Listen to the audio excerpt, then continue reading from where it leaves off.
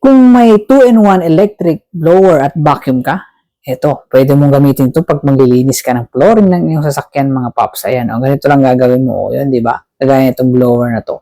Ayan, o, lakas ng higop nito. Ayan, mabuhangin kasi dito. So, try natin ng ganyan, o. Ayan, okay?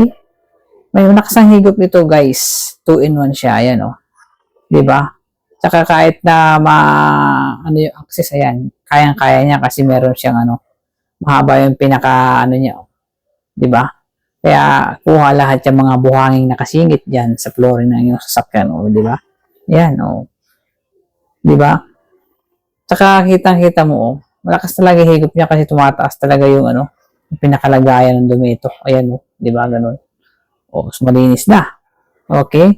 Ayan. So napunta lahat dito yung dumi. Okay? Kung gagamitin mo naman siya as blower, lipat mo lang ito. Diyan yung buga niya man. Okay? Tignan nyo kung gaano kalakas pag blower. Okay? Yun, Kaya napaka-importante meron kang ganito.